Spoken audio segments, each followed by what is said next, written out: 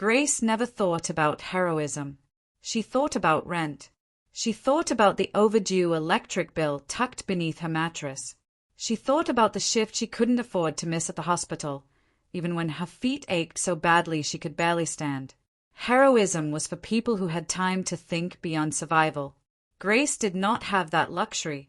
But on a Tuesday evening in September, while waiting for the bus on a corner she'd stood on 1,000 times before, she became something she never intended to be.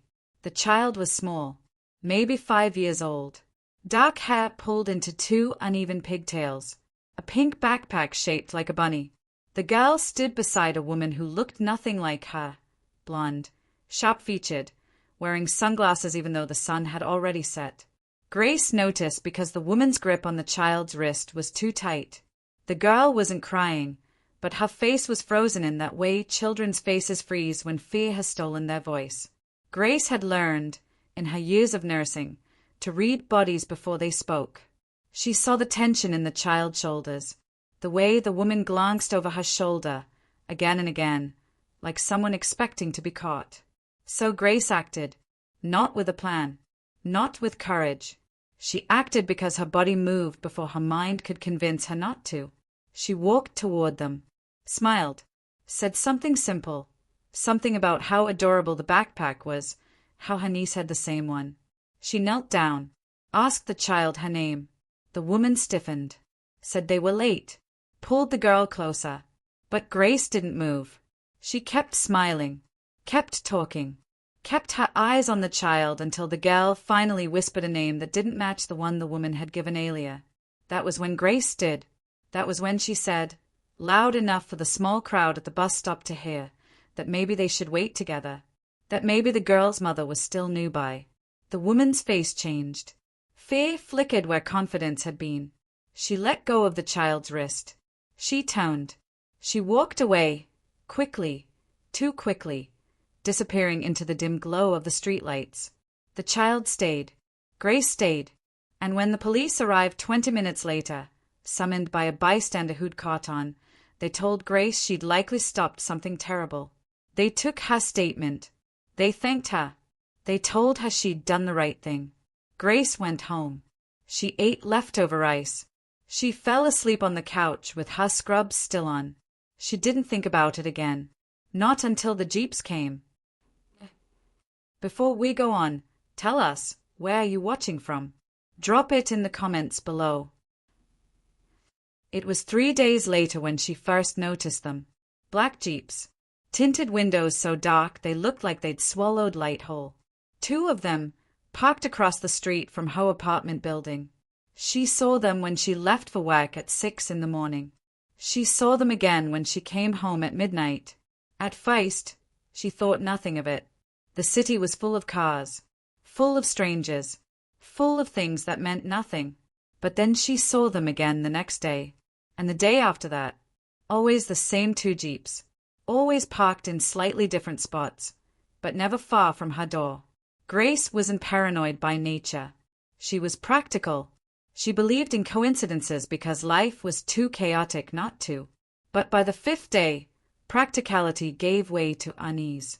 She started taking different routes home. She started looking over her shoulder. She started sleeping with the kitchen knife beside her bed, even though she'd never used it for anything but chopping onions. And then, on the 7th night, the Jeeps didn't just watch. They followed. Grace had just stepped off the bus. The streetlights buzzed overhead, weak and flickering. She walked quickly, keys already in her hand, the way women learn to walk when the world feels too big and too dark. The sound of engines starting behind her made her heart lurch. She didn't look back. She walked faster. The Jeeps moved slowly, deliberately, keeping pace with her. Their headlights cut through the night, stretching her shadow long and thin across the pavement. Grace's breath came quick and shallow. Her apartment was still 2 blocks away. 2 blocks that suddenly felt like miles. She turned a corner. The Jeeps turned with her. She broke into a run. They didn't speed up. They didn't need to. They knew where she lived. By the time she reached her building, her hands were shaking so badly she could barely fit the key into the lock.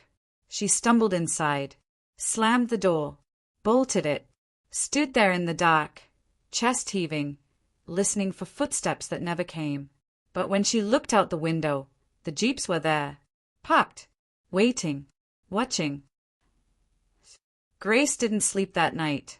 She sat on the floor with her back against the door, phone in one hand, knife in the other, waiting for something to happen. Nothing did. When morning came, the jeeps were gone. She told herself it was over. That whoever they were, they'd moved on. That she was safe. She was wrong. That evening, when she came home from her shift, there was a man standing in her hallway. He was tall, broad-shouldered, dressed in black, head to toe. His face was expressionless, carved from stone. He didn't speak. He didn't move. He simply stood there, arms folded, blocking her door. Grace froze. Her heartbeat roared in her ears. "I live here," she said, and hated how small her voice sounded. The man didn't respond. She took a step back. He took a step forward. "Please," she said. "I don't know what you want." The man's eyes flickered, just once, toward the stairs. That was when she heard it. Footsteps. Slow, steady, coming from below. Grace turned. Another man appeared at the base of the stairs. Older, calmer, wearing a suit that probably cost more than her monthly rent. His hair was silver at the temples, his jaw sharp, his gaze unreadable. He looked at her the way someone looks at a puzzle they are trying to solve. "Grace," he said. Not a question. A statement. She didn't ask how he knew her name. She didn't ask why he was there. She asked the only thing that mattered. "Who are you?" The man smiled. It didn't reach his eyes. "Someone who owes you a debt," he said.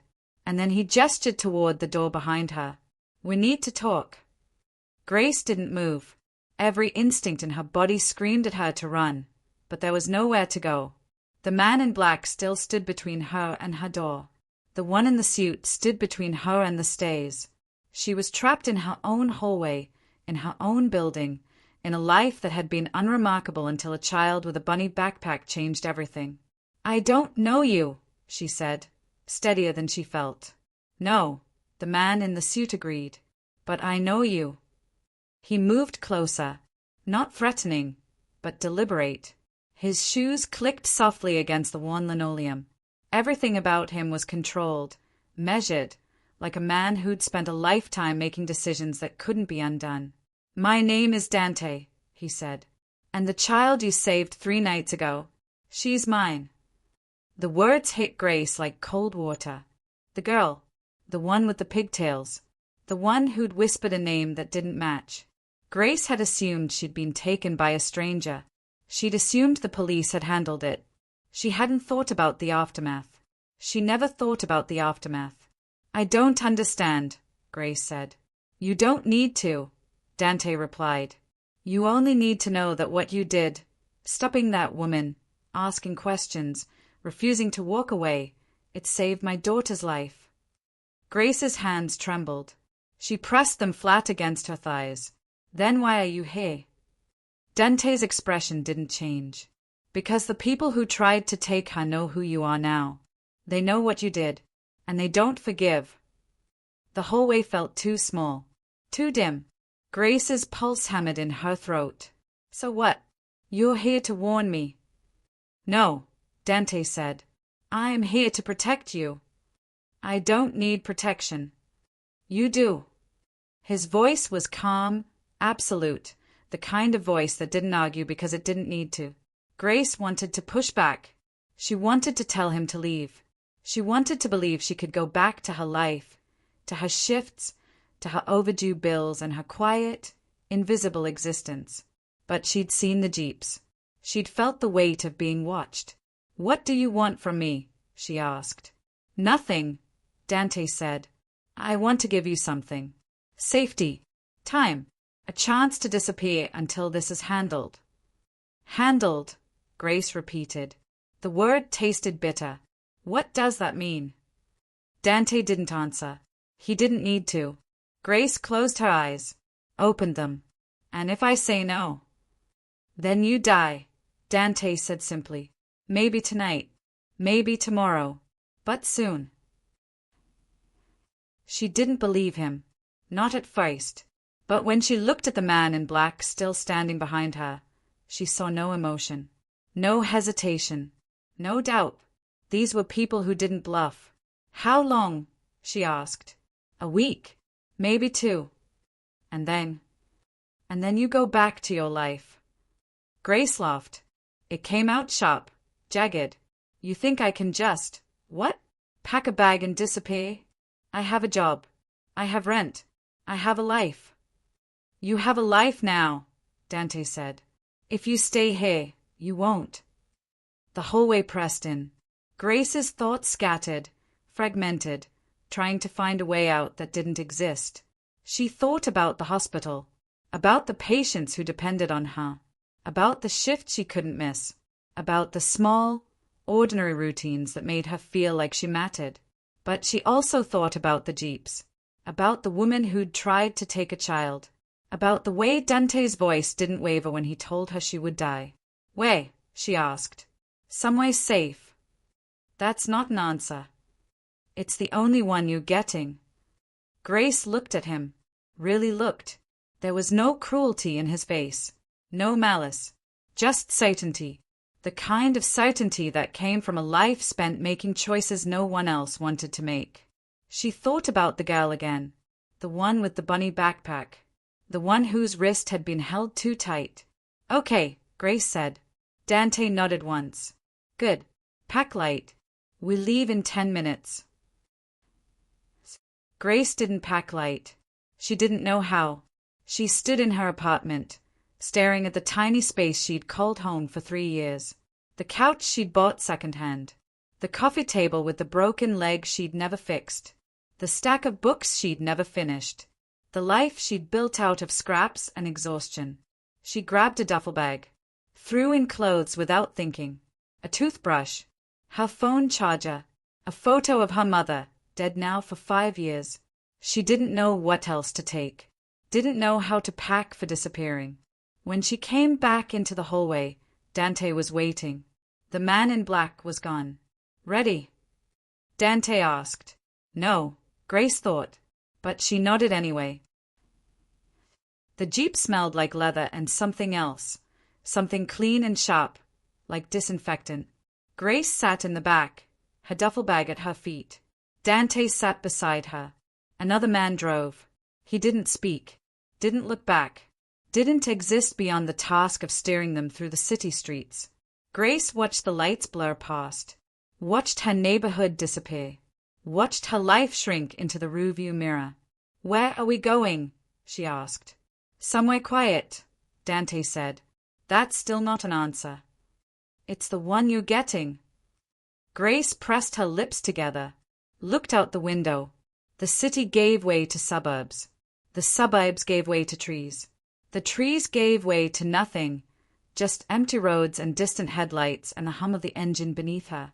She didn't ask again. They drove for an hour, maybe more. Time stretched and folded in the dark. When the jeep finally stopped, Grace couldn't see anything beyond the glow of the headlights. Trees, gravel, a house rising out of the shadows like something pulled from a dream. It was large, too large, the kind of house people only saw in movies. Tall windows, stone walls, a driveway that curved like a question mark. This is where you'll stay, Dante said. Grace didn't move. This is your house. Yes. You're bringing me to your house. Yes. She laughed again. It sounded wrong. You don't even know me. I know enough, Dante said. He opened the door, stepped out, looked back at her. Are you coming? Grace wanted to say no, wanted to demand he take her home, wanted to believe she had a choice, but she didn't, so she got out. The inside of the house was colder than she expected. Quiet, empty in the way expensive places always feel empty, like no one actually lived there. Marble floors, high ceilings, furniture that looked untouched. Dante led her upstairs, down a hallway lined with closed doors. He stopped at the last one, opened it. This is your room, he said. There's a bathroom attached. Clothes in the closet if you need them. Food downstairs whenever you're hungry. Grace stepped inside. The room was bigger than her entire apartment. A bed with too many pillows. A window overlooking the dark yard. A silence so thick it pressed against her ears. Someone will be outside your door, Dante said. Not to keep you in. To keep others out. Others, Grace repeated. Yes. And you? I'll be close. He didn't say more. Didn't explain. Just nodded once and closed the door behind him. Grace stood alone in the too big room. She set her duffel bag on the floor. Sat on the edge of the bed. Stayed at the door. Outside, she heard footsteps. A chair scraping. Someone settling in to watch.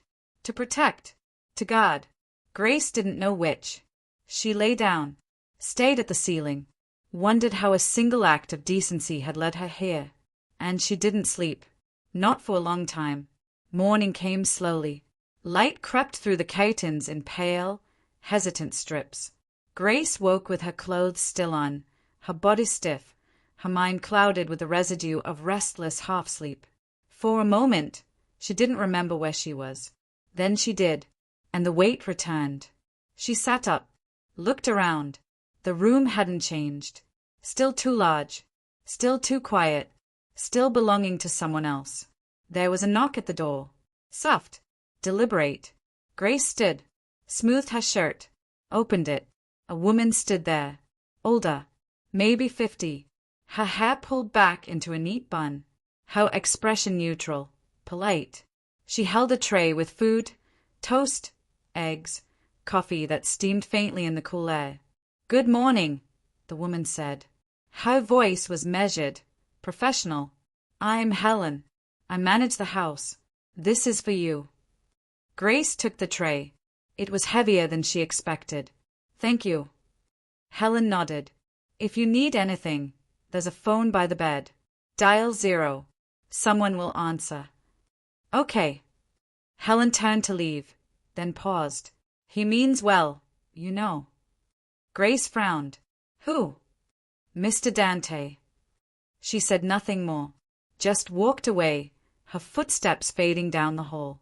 Grace closed the door, set the tray on the bed, stayed at it. She wasn't hungry. Her stomach felt too tight, too small. But she ate anyway, because she didn't know what else to do.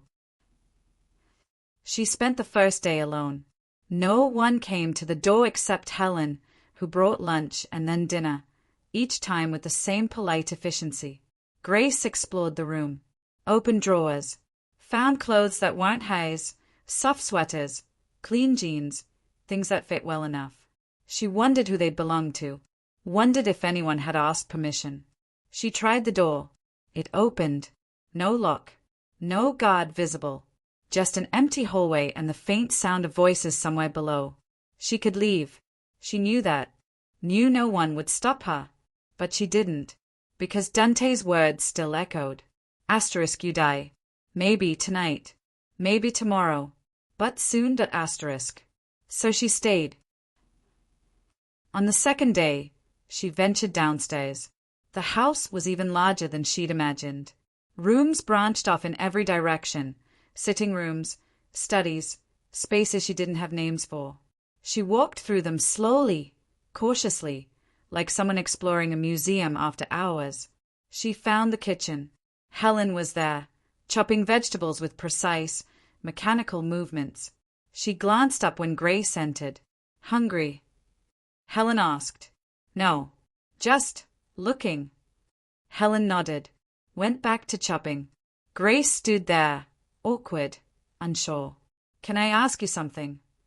"You can ask," Helen said. "I may not answer." "How long have you worked here?" 12 years. "And Dante has always been like this?" Helen paused, set the knife down, looked at Grace with something that might have been sympathy. "Like what?" "Controlling, secretive, acting like he owns the world." Helen smiled faintly. "He doesn't act like he owns it.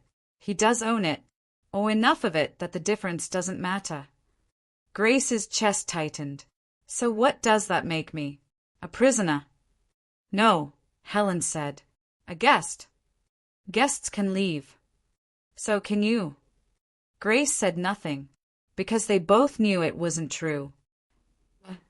On the third day, she saw the girl. It was late afternoon. Grace had been sitting in the library, another room she'd discovered, lined floor to ceiling with books no one seemed to read. She heard laughter. High, bright, unmistakable.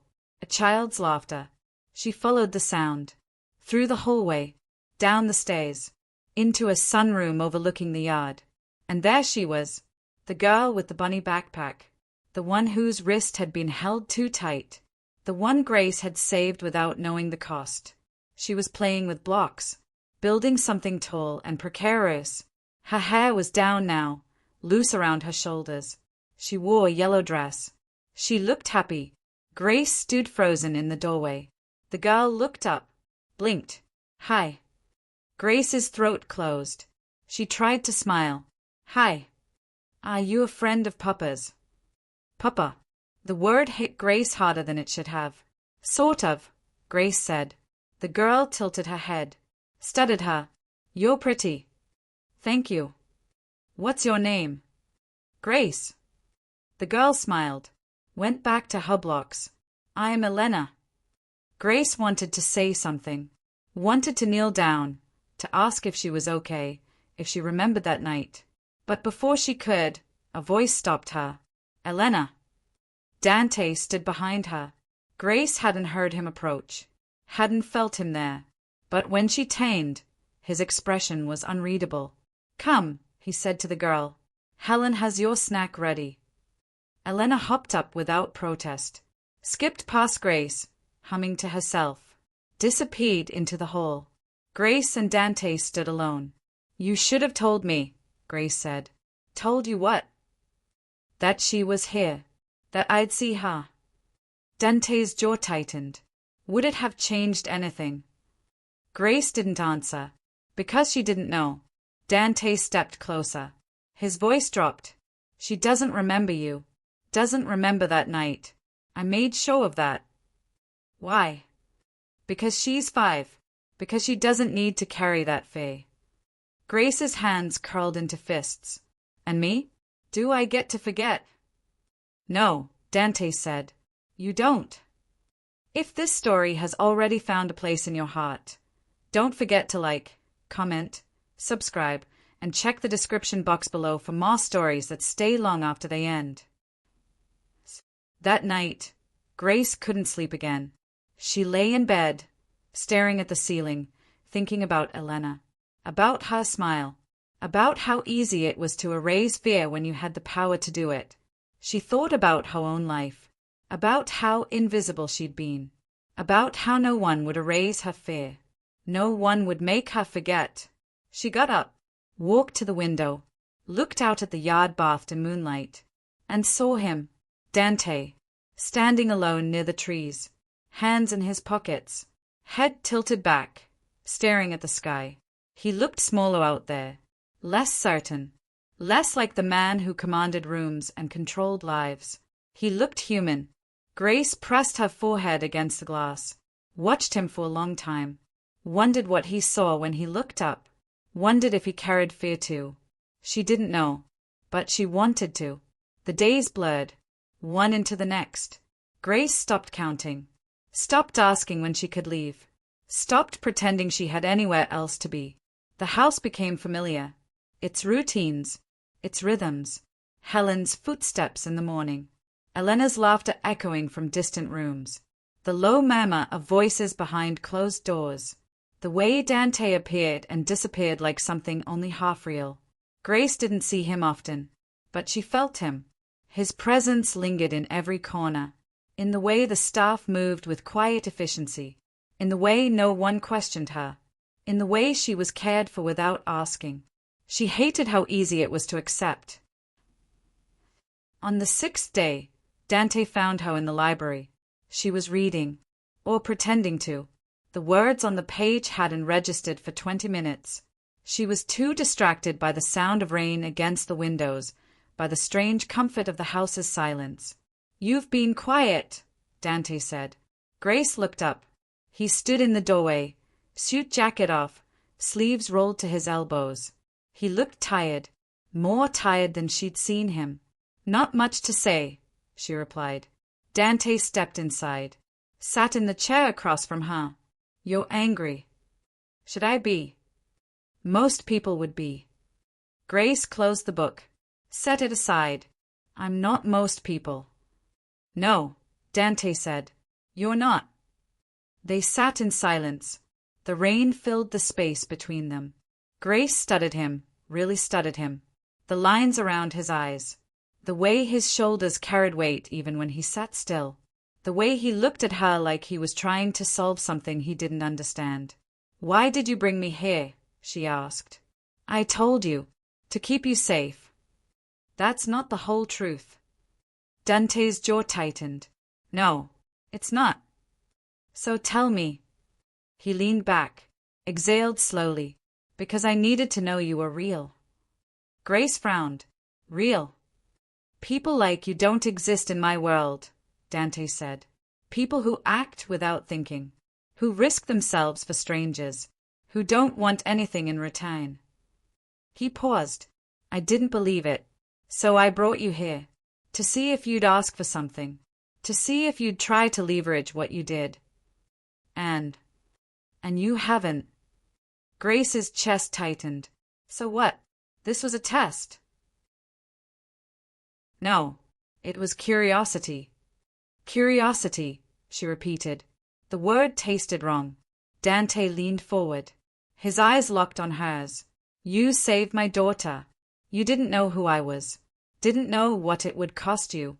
You just acted. And now you're here. And you still haven't asked me for anything."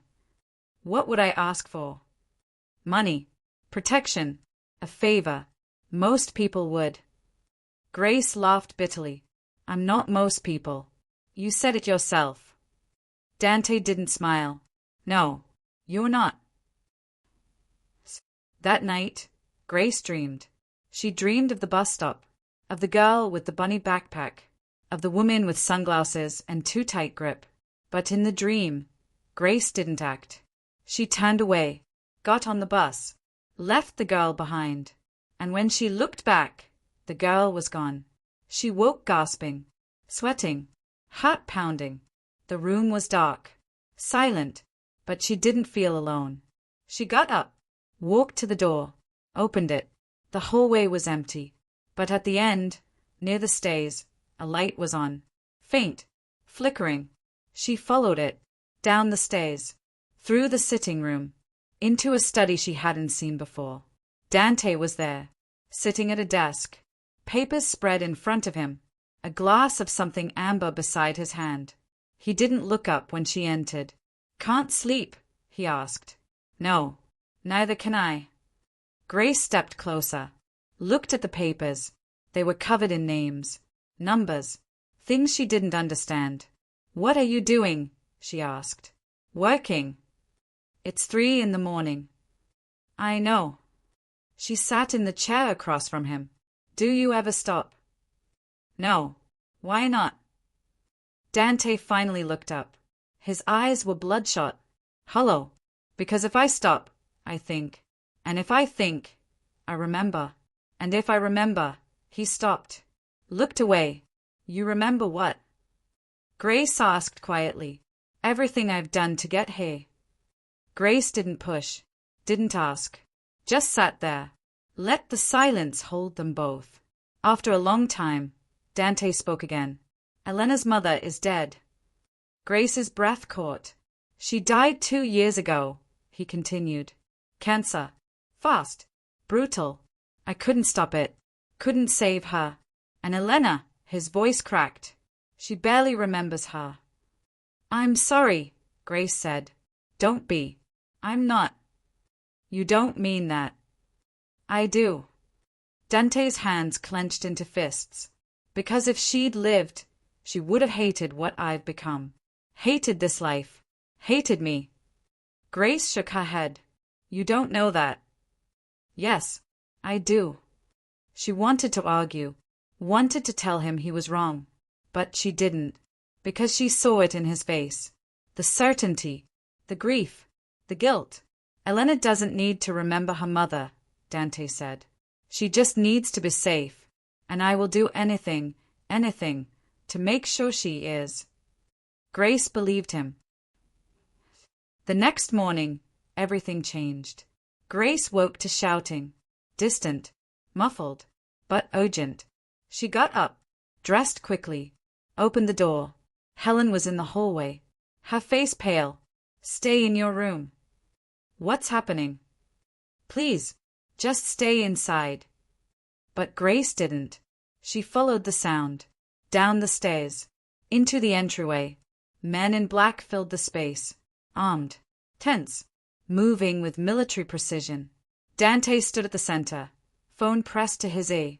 His face was stone. When he saw Grace, he froze. Get her back upstairs, he barked. One of the men moved toward her. Grace stepped back. What's going on? Now, Dante said. But before the man could reach her, the front door burst open, and everything fell apart. If you've ever felt torn between fear and love, you'll understand her. Remember to like, comment, subscribe, and check the description box below. Your support keeps stories like this alive. Asterisk. The man who entered was not like the others. He moved differently, slower, more deliberate, as though violence was a language he spoke fluently and didn't need to rush. His face was scarred, his eyes were cold, and when he looked at Dante, he smiled. Dante, he said. The name dripped with familiarity, with mockery. It's been a while. Dante's expression didn't change. Not long enough. The man laughed. It was a terrible sound. Still pretending you untouchable, I see. Get out of my house. Your house. The man looked around, taking in the marble floors, the high ceilings, the armed men who'd gone still as statues. Funny. I remember when you had nothing, when you begged for scraps like the rest of us. Dante's jaw clenched. That was a long time ago. Not long enough to forget. Grace stood frozen at the top of the stairs. Every instinct told her to run, to hide, but she couldn't move, couldn't look away. The man's eyes found her. He tilted his head. And who is this? Dante stepped forward, placed himself between the man and Grace's line of sight. No one. No one, the man repeated. He smiled wider. You always were a terrible liar. Leave, now. I will. But Feist, I need you to understand something. The man's voice dropped. You think you can protect everyone. Your daughter, your people, this woman. But you can't. Eventually, someone you love will pay for what you've done. Dante didn't respond, didn't flinch, but Grace saw his hands curl into fists. The man turned, walked toward the door, paused, looked back. Tell Elena I said hello. Dante's voice was ice. If you go near her. You'll what? Kill me? You've tried before. And then he was gone. The silence that followed was deafening. Dante moved first, barked orders.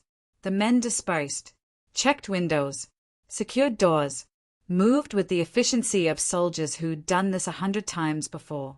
Grace stood at the top of the stairs, trembling.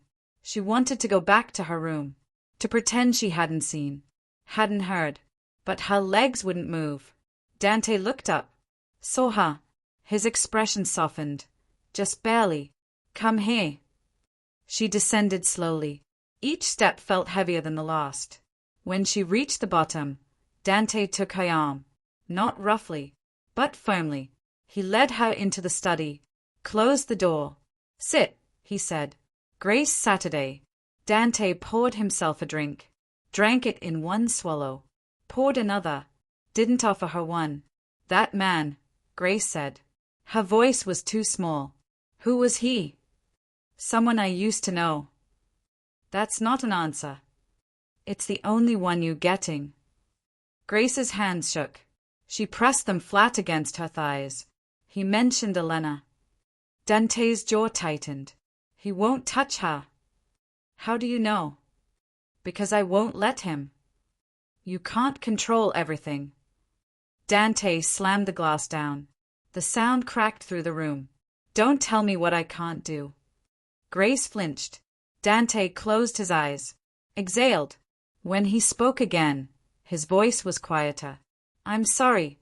I didn't mean. It's fine. It's not. They sat in silence. The weight of what had just happened pressed down on them both. You should go, Dante said finally. Back to your room. Lock the door. Don't come out until I tell you it's safe. And if it's never safe? Dante looked at her, really looked, and for the first time, she saw something behind the walls he'd built. Fear. Not for himself. For her. Then I'll make it safe, he said. Grace didn't lock the door. She paced instead, back and forth across the too-big room. Her mind raced. Her heart pounded. She thought about the man with the scars, about his smile, about the way he'd looked at her. She thought about Elena, about what would happen if he came back, if Dante couldn't stop him.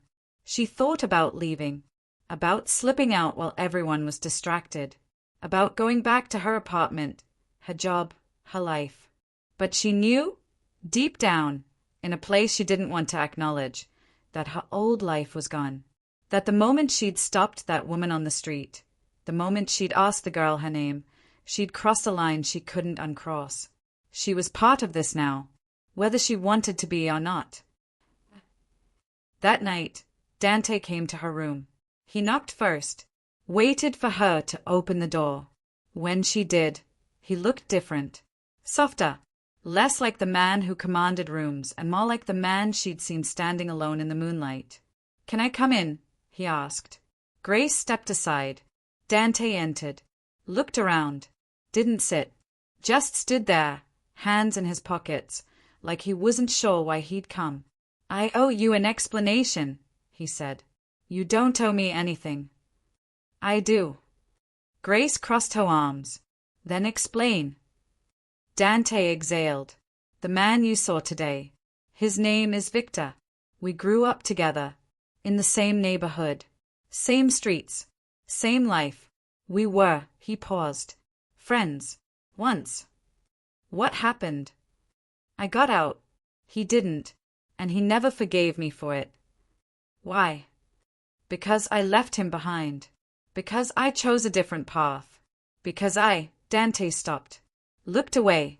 Because I became everything he hated. Grace's chest tightened. And now he wants to take everything I have. My business. My reputation. My daughter. Dante's voice dropped. And now you. Me. He saw you. He knows you're here. And he'll use that. Grace's blood ran cold. So this is my fault. No. Dante stepped closer. This is mine. I brought you here. I put you in danger. And I will fix it. How? By doing what I always do. Grace didn't ask. Didn't want to know. Dante reached out. Hesitated. Then placed a hand on her shoulder. You're safe here.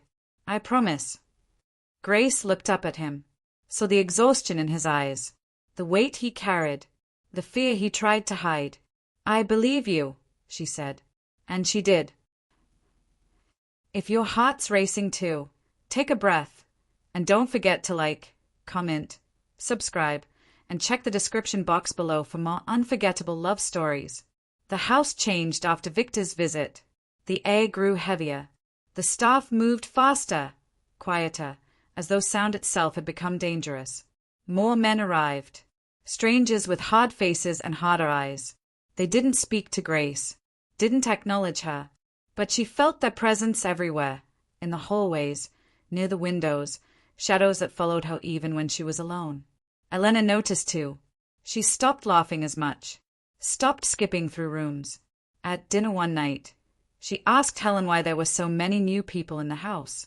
Helen said they were friends visiting. Elena didn't believe her. Grace could tell. Dante was gone more than he was present. Hours would pass without Grace seeing him. When he did appear, he looked more worn each time. Thinner, sharper, like he was being carved away piece by piece. Grace wanted to ask if he was okay, but she didn't, because she already knew the answer. On the 10th day, Grace found Elena crying in the sunroom. She sat on the floor, knees pulled to her chest, face buried in her arms. Her small shoulders shook. Grace's heart clenched. She knelt beside her. "Elena!" The girl looked up. Her face was red, wet with tears. "I want Mama." Grace's throat tightened. "I know. Papa says she's in heaven, but I don't know where that is, and I don't think she can hear me." Grace didn't know what to say, didn't know how to comfort a child mourning someone she barely remembered.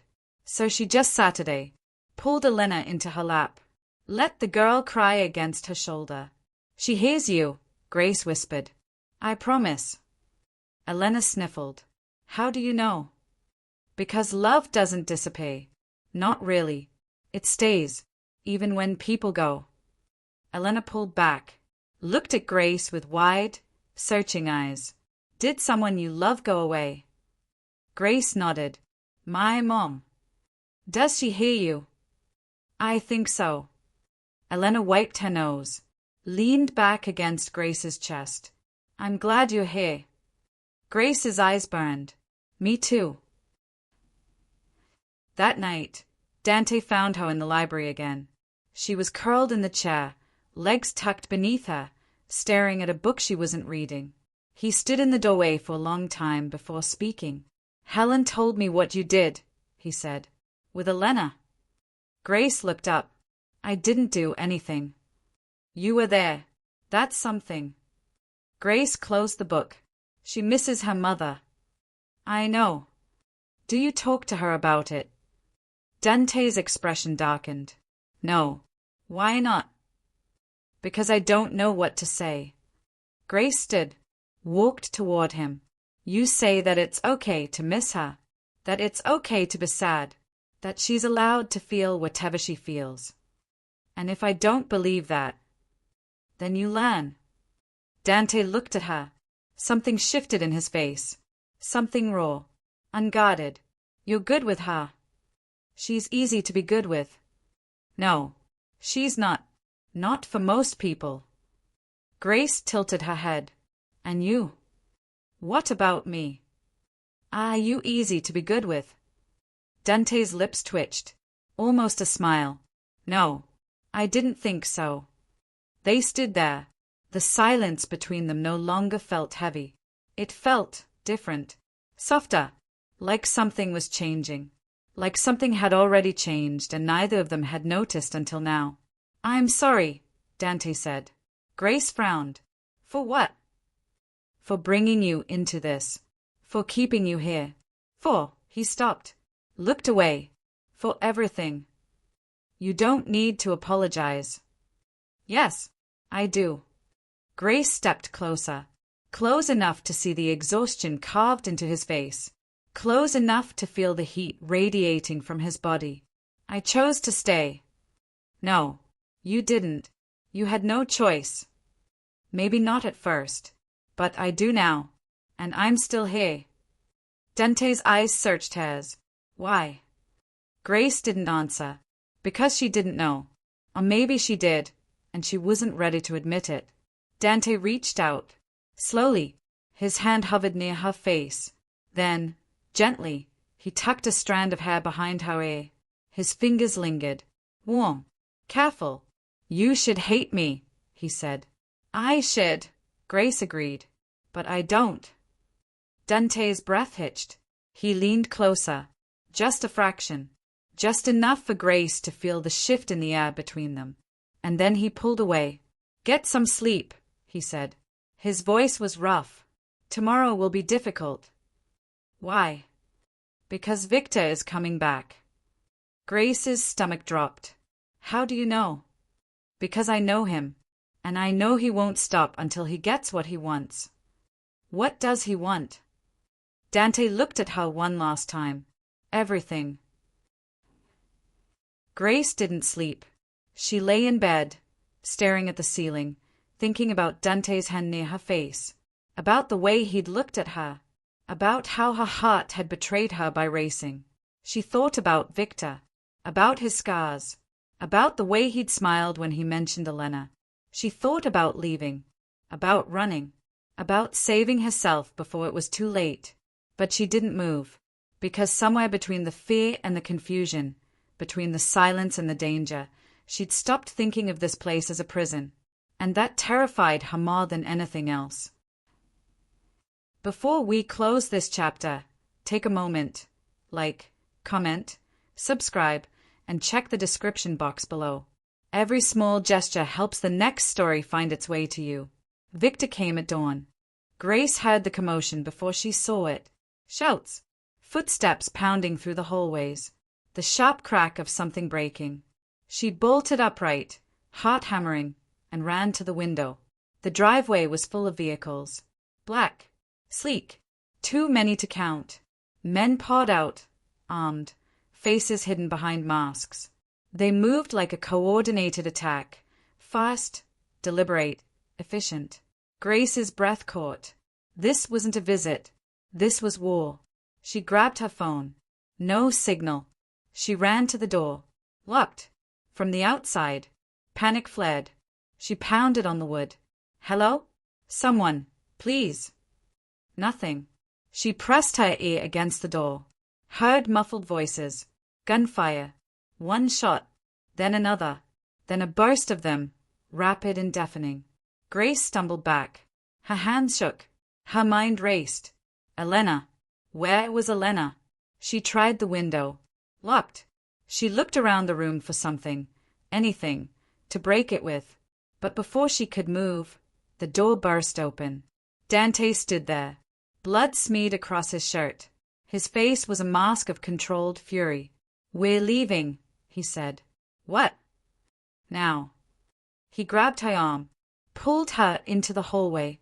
Grace's legs barely kept up. Around them, chaos, men fighting, glass shattering, smoke curling through the air like something alive. Where's Elena? Grace gasped. Safe. Helen has her. Where are we going? Anywhere but here. They rounded a corner. Dante shoved her behind him, raised a gun Grace hadn't realized he was holding. Fired. Someone dropped. Dante didn't hesitate. Kept moving. Kept pulling her forward. They reached the kitchen. A side door stood open. Dante pushed her through it. Outside, the air was cold, sharp, filled with the smell of smoke and metal. A car waited, engine running. One of Dante's men at the wheel. Get in, Dante ordered. Grace climbed into the back. Dante followed. Slammed the door. The car peeled out before he'd even sat down. Grace's breath came in short, ragged bursts. What happened? Why? Victor wanted a war, Dante said. His voice was flat, empty. He got one.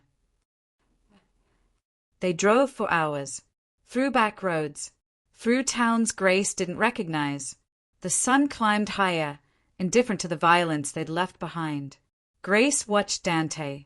He sat rigid, staring out the window, jaw clenched so tight she thought it might crack. Blood had dried on his hands. He didn't seem to notice.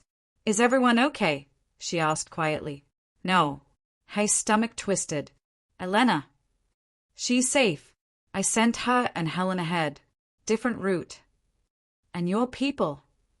Dante finally looked at her. His eyes were hollow. Some of them won't make it. Grace's throat tightened.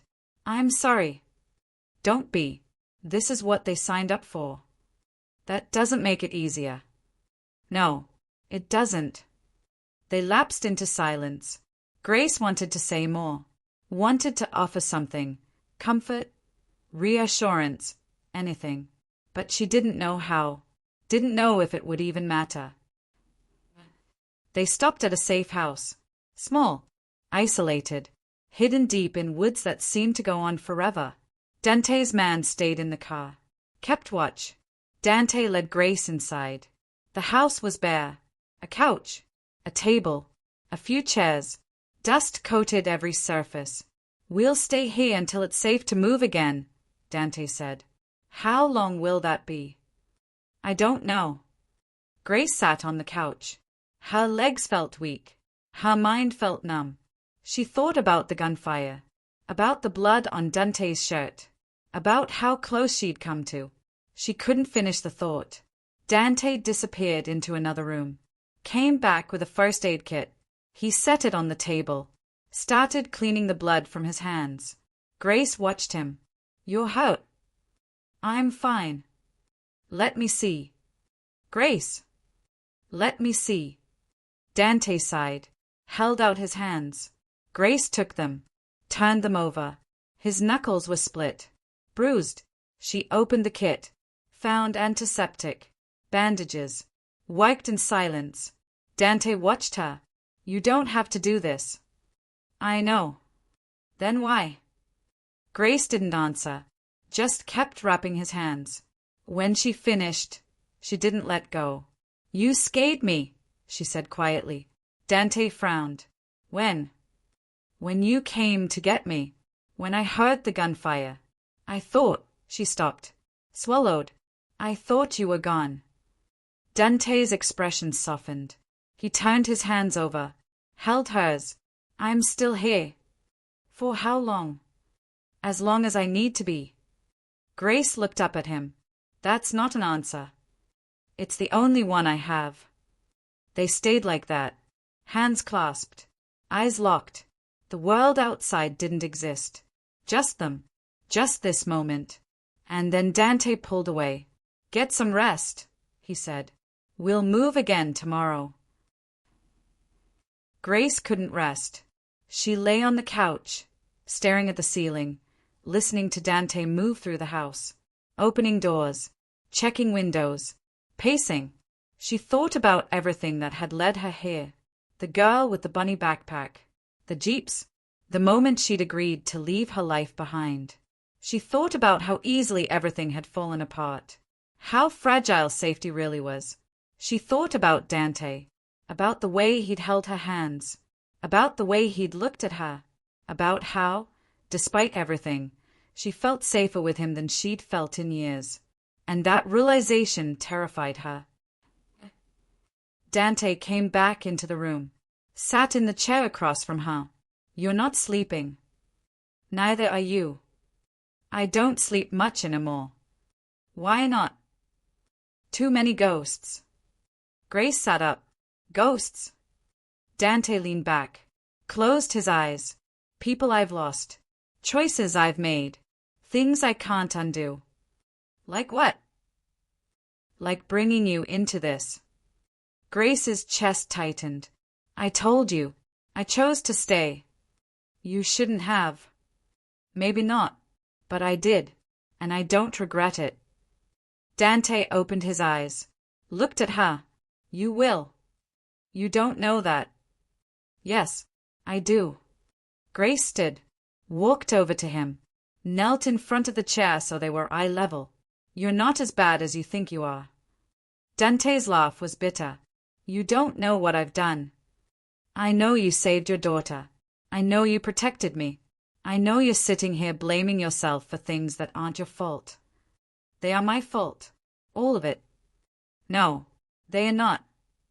Dante reached out, cupped her face in his hands. His touch was warm, gentle, desperate. You should hate me. I know, Grace whispered. But I can't. Dante's thumb brushed her cheek. His eyes searched hers. And then, slowly, he leaned forward and kissed her. It was soft, tentative, like he was afraid she'd pull away. But Grace didn't.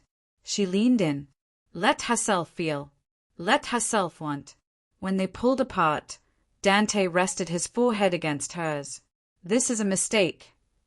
I know, Grace said. I can't give you what you deserve. I'm not asking you to. Dante closed his eyes. Grace.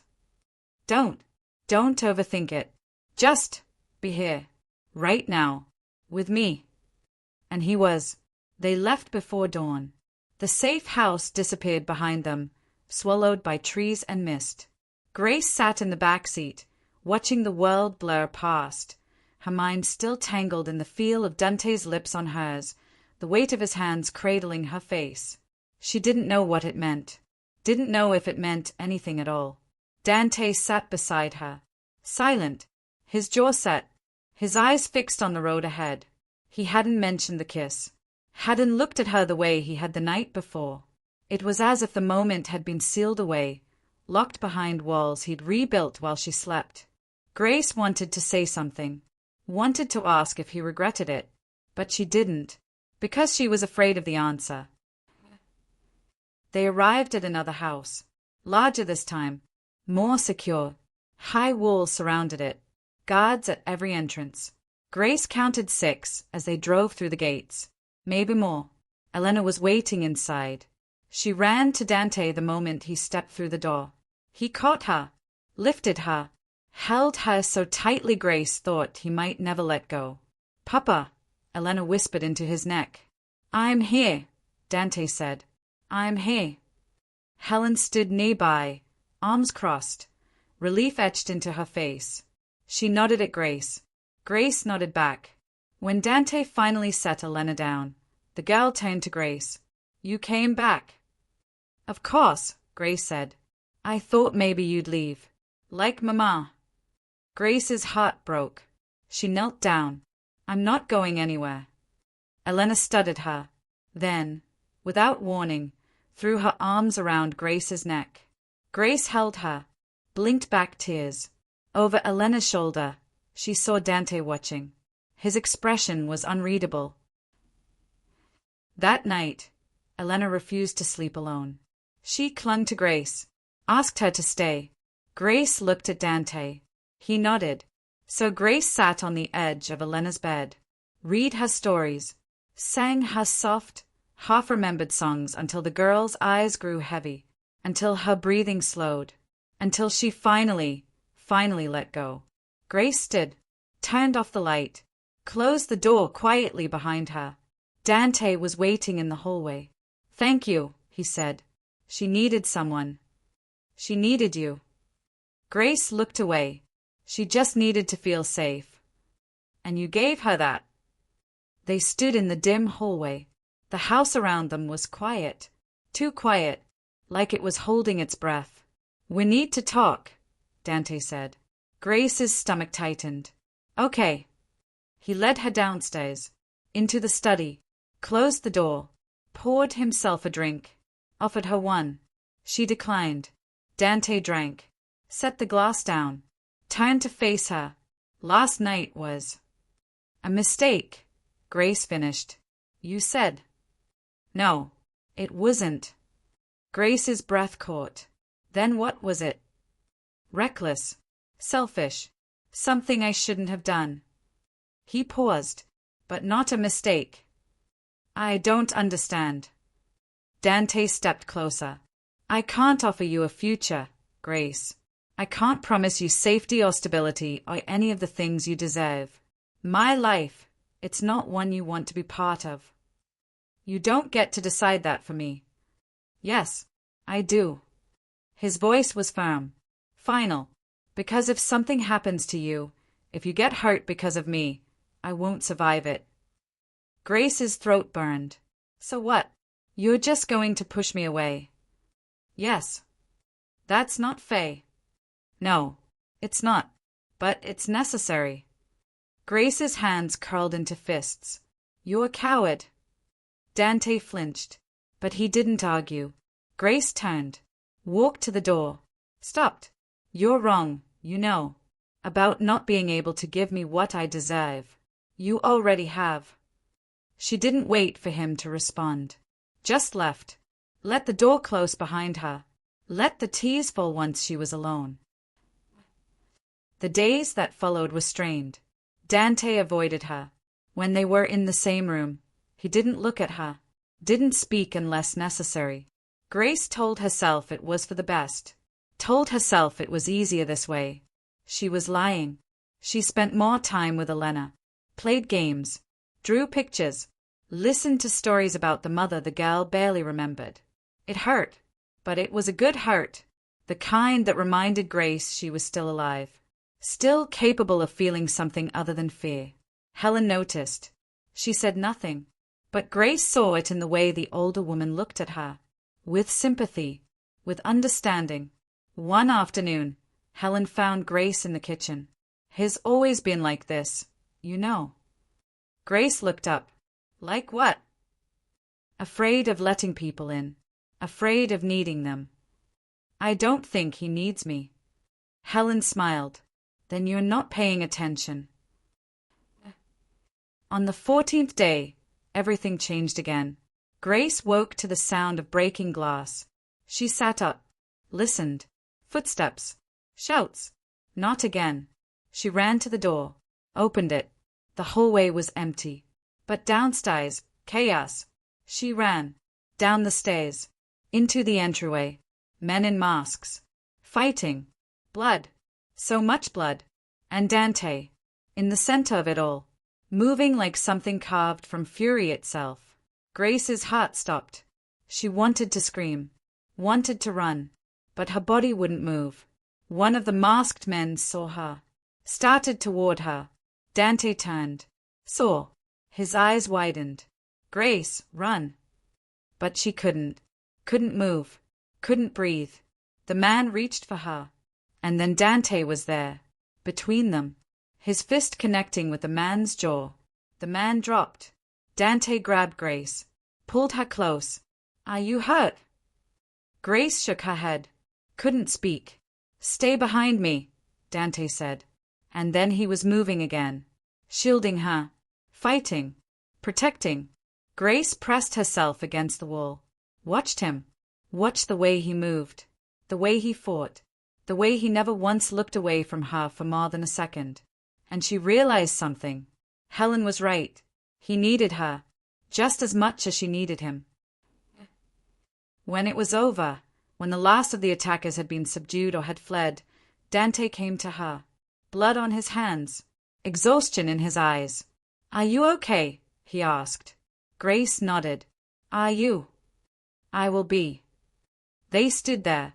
The silence between them no longer felt strained. It felt different. Raw. Honest. "I'm sorry," Dante said. "For pushing you away. For trying to protect you by hating you. You were scared." "I'm always scared. When it comes to you." Grace's breath hitched.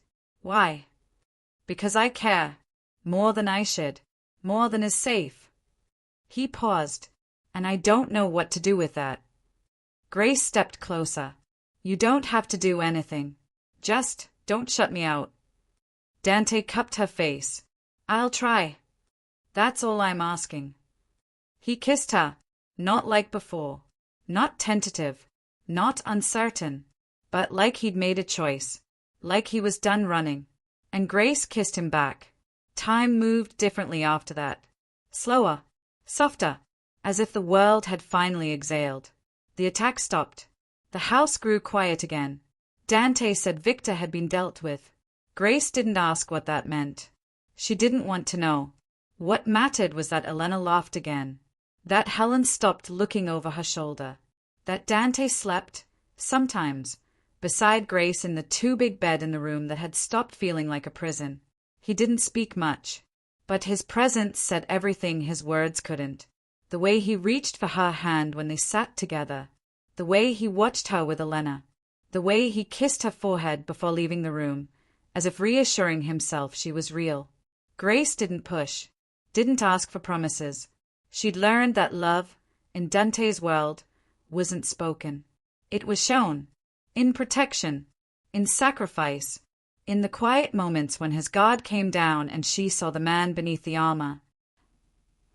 One evening, Grace found him in the study. Papers scattered across the desk. A glass of whiskey untouched beside his hand. He looked up when she entered. Smiled faintly. "Can't sleep?" he asked. "Neither can you." Old habit.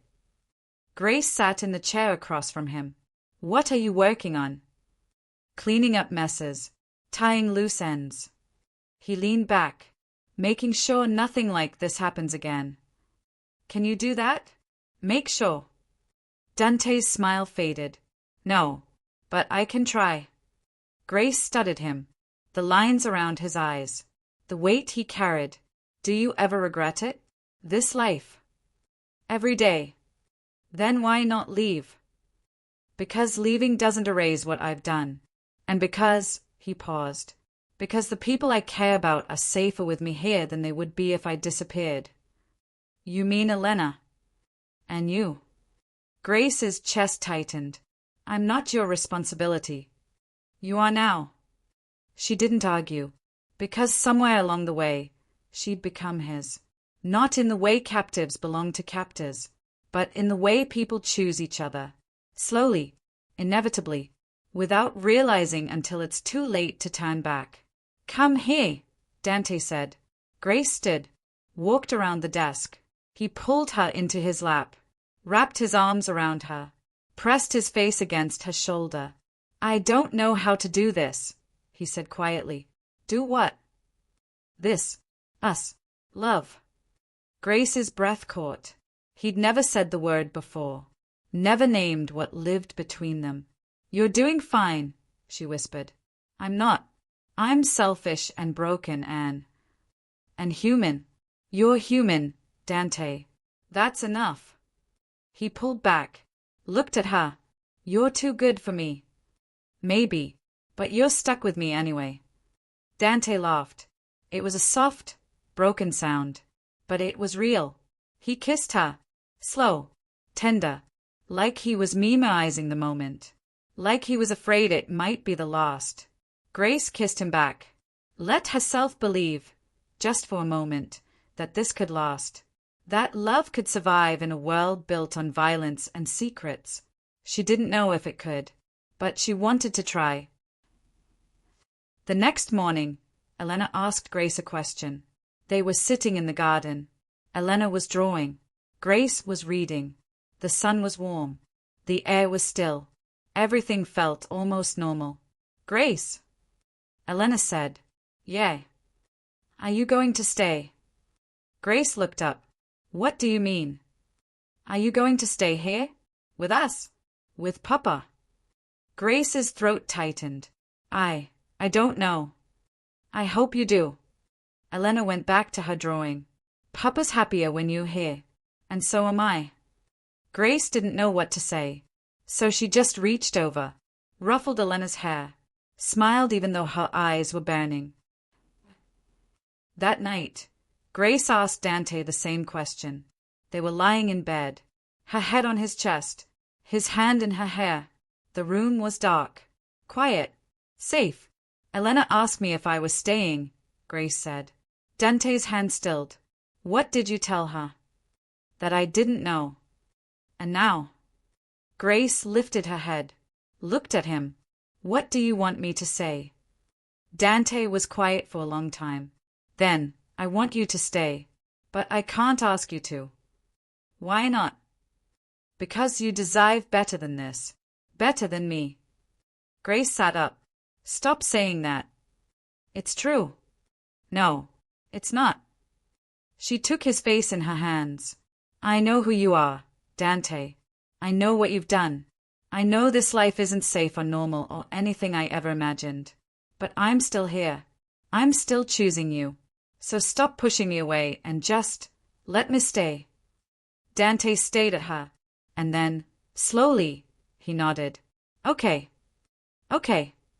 Stay. Please. Stay. Grace kissed him, put everything she couldn't say into it. And when they pulled apart, she whispered, okay. If stories like this linger in your heart long after they end, don't leave just yet.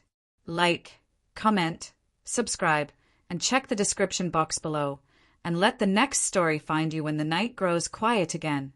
Grace stayed. Days turned into weeks. Weeks turned into a month. And slowly, impossibly, the house stopped feeling like a refuge and started feeling like home. She fell into rhythms. Morning coffee with Helen, afternoons with Elena, evenings with Dante, when he wasn't working, when the weight of his world didn't pull him away. They didn't talk about the future, didn't make plans, just existed. together, in the present, but the past never stayed buried for long. It was a Thursday when the call came. Grace was in the garden with Elena. They were planting flowers, something Elena had decided she wanted to do. Grace had no idea how to garden, but she was trying. Elena was directing, bossing her around with the seriousness only a 6-year-old could muster. Dante appeared in the doorway. His face was pale, strained. "Grace," he said, "can I speak with you?" Elena looked up. "Is something wrong, Papa?" "No, sweetheart. Keep planting. I just need Grace for a moment." Grace stood, brushed dirt from her hands, followed him inside. He led her to the study, closed the door, didn't sit. "What is it?" Grace asked. "Your apartment. In the city. Someone broke in." Grace's stomach dropped. "What?" "The police called. They're saying it looks like a robbery. But," he paused, "I don't think it was." "What do you think it was?" "A message."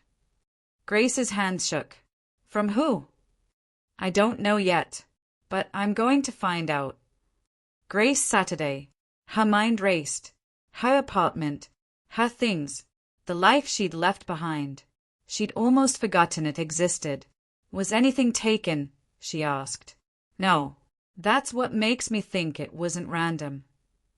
Grace looked up at him. "What if it's Victor? What if he's still?" "Victor's gone. I made sure of it." "Then who?" Dante's jaw clenched. "Someone who wants to remind me that I'm not untouchable, that the people I care about aren't either." Grace's chest tightened. "So this is because of you?" "Yes. Because of me being here." "Grace! Don't tell me it's not my fault. We both know it is. If I hadn't stayed." "Then you'd be dead by now," Dante said sharply. "Victor would have found you, killed you, and I wouldn't have been able to stop it." Grace pressed her hands to her face. "This is never going to end, is it?" "I don't know." "That's not good enough." Dante knelt in front of her, took her hands. "I will protect you, no matter what. I swear." Grace looked at him, saw the desperation in his eyes, the fear. "What if you can't?" "Then I'll die trying." That night, Grace couldn't sleep. She sat by the window, watched the moon, thought about her apartment, about the life she'd left behind, about how far she'd come from the woman who just wanted to pay her bills and survive. She thought about Elena, about Helen, about the house, about Dante. She thought about love, about how it didn't fix anything, didn't make life easier, didn't erase danger or fear or the constant threat of loss, but it made it bearable. Dante found her there, sat beside her, didn't speak, just held her hand, let the silence say what words couldn't. "I'm scared," Grace admitted. "So am I." "What do we do?" "We keep going. We protect what we have. We fight." "For how long?" "As long as it takes." Grace leaned her head on his shoulder. "I love you." Dante's breath hitched. "I love you too." It was the first time either of them had said it out loud, and somehow it made everything more real, more terrifying, more worth fighting for. The next morning, Dante was gone before Grace woke. He left a note on the pillow. Asterisk had to take care of something. Be back tonight. Stay inside. Stay safe. Asterisk. Grace crumpled the note. She hated when he did this. Hated when he disappeared without warning. Hated the not knowing. But she understood. This was his world, and she'd chosen to be part of it. Elena noticed Grace's mood at breakfast. "You're sad," she said. Grace forced a smile. "I'm fine." "No, you're not. You're sad like Papa gets sad." Grace's throat tightened. Sometimes grown-ups just worry. "About what?" "About keeping the people they love safe." Elena tilted her head. "Is Papa keeping us safe?" "Yes." Then why worry?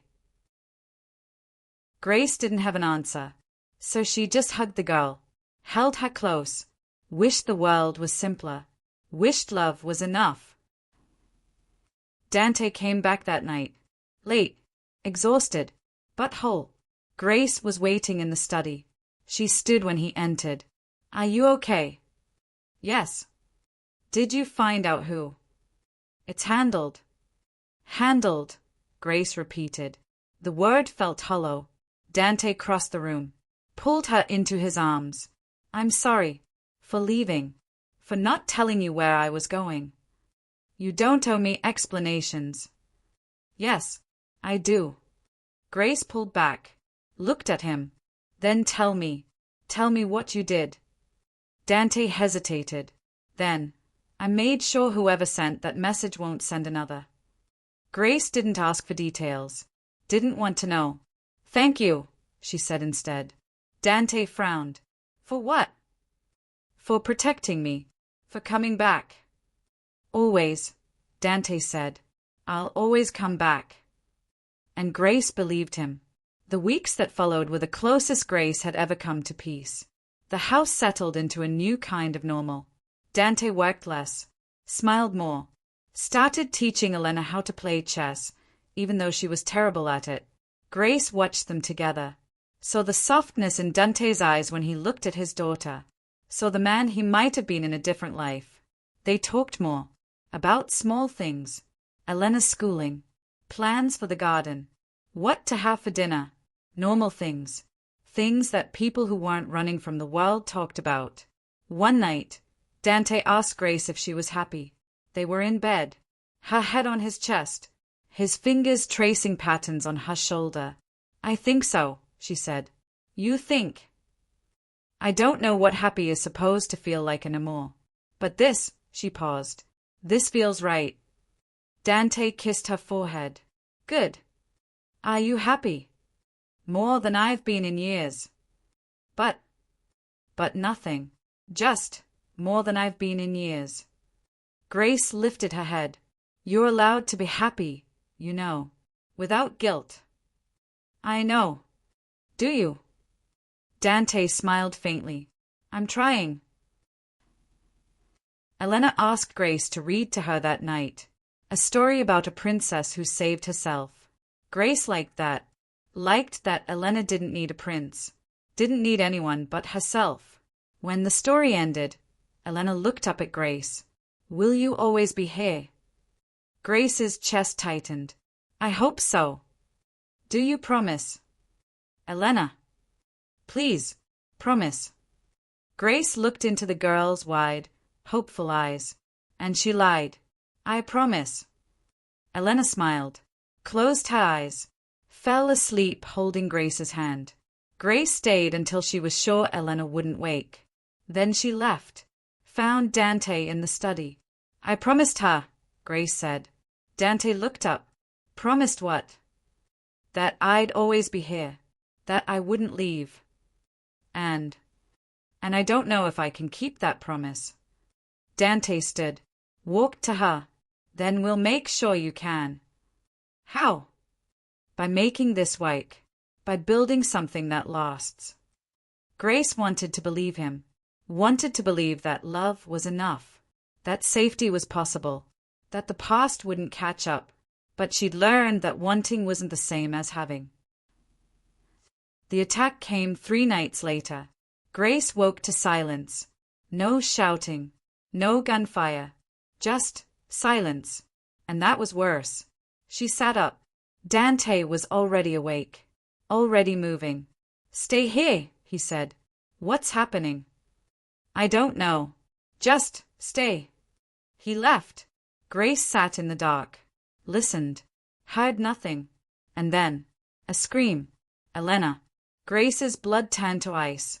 She ran, down the hallway, toward Elena's room. The door was open. The room was empty. Elena! Grace shouted.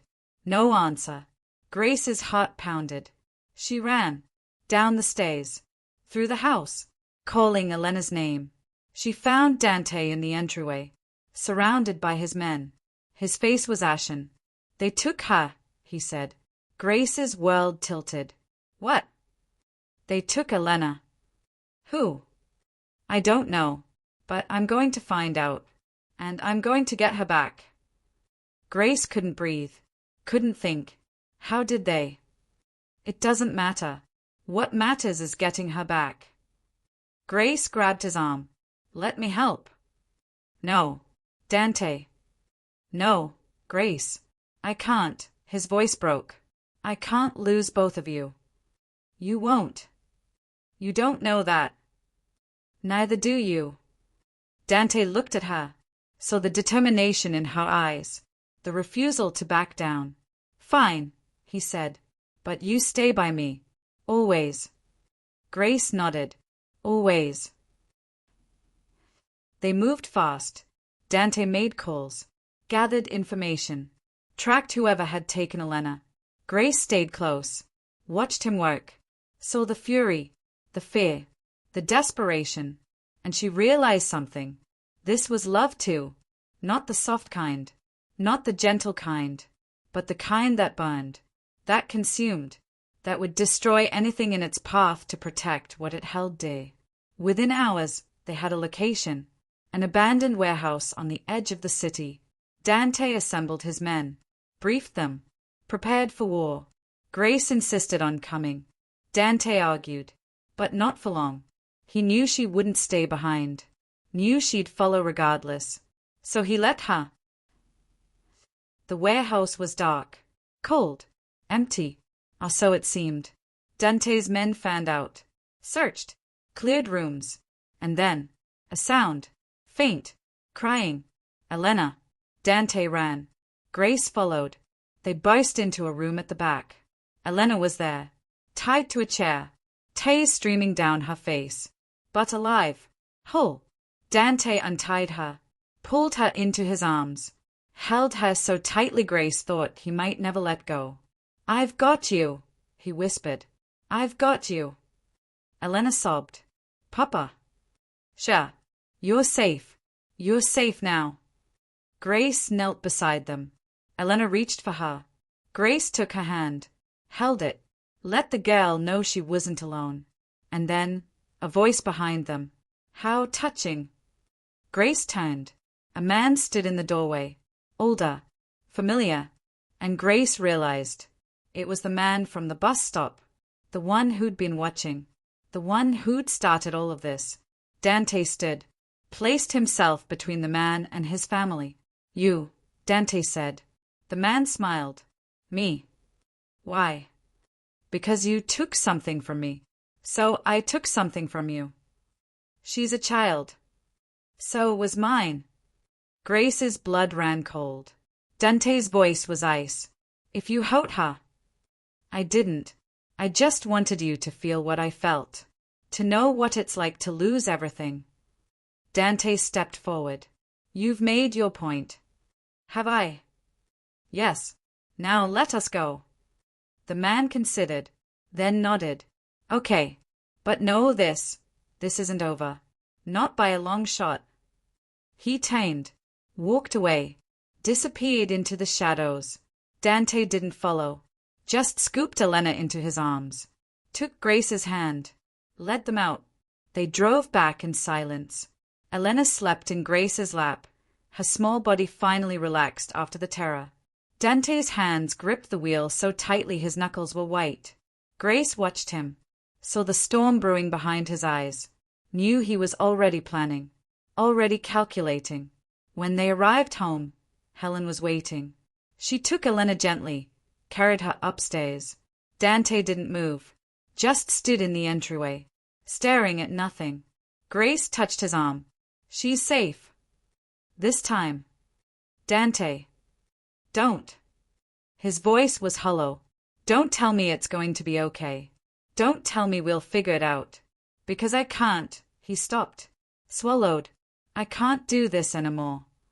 Grace's stomach dropped. What do you mean? This. Us. Putting you in danger. Putting Elena in danger. I thought I could protect everyone. I thought I was strong enough. But I'm not. You are. No, I'm not. and I can't keep pretending. He looked at her. His eyes were red. Broken. You need to leave. The words hit like a physical blow. What? You need to go back to your life. Away from me. Away from this. I won't. Grace. No. I'm not leaving. You have to. Why? Because you're scared? Because tonight didn't go the way you planned. Because I love you, Dante said, his voice cracking. And that means keeping you alive, even if it means losing you. Grace stepped closer. You don't get to make that choice for me. Yes, I do. No, you don't. She grabbed his face, forced him to look at her. I chose this. I chose you. I chose Elena. I chose this life. And I'm not walking away just because it's hard. You should. But I won't. Dante's composure shattered. He pulled her close, buried his face in her hair, and for the first time since Grace had met him, he wept. She held him, let him break, let him feel, because that's what love was, not just the beautiful moments, but the broken ones too. The days after were quiet. Elena recovered. Slowly. She had nightmares. Grace stayed with her, read to her, reminded her she was safe, that nothing would happen to her again. Dante disappeared into his work, made changes, moved pieces, ensured that what happened would never happen again. And Grace waited, because she knew him now, knew he needed time, needed space to process, to heal. One evening, he found her in the garden, sat beside her on the bench, didn't speak for a long time. I'm sorry, he finally said. For what? For trying to push you away. Again. It's what you do when you're scared. I know, and I hate it. So stop. Dante laughed softly. It's not that easy. Yes, it is. You just decide. Decide that you're going to trust me. Trust us. And then do it. Dante took her hand. What if I fail? Then you fail, and we figure it out. Together. He looked at her. Really looked. How are you so sure? Because I've already lost everything once, Grace said. My mom. My old life. My sense of safety. And I survived. And I found you. Found Elena. Found something worth fighting for. So I'm not afraid anymore. Not of this. Dante pulled her close. Kissed her. Soft. Tender. Full of promise. I don't deserve you, he said. Probably not, Grace agreed. But you're stuck with me anyway. Time passed. Weeks became months.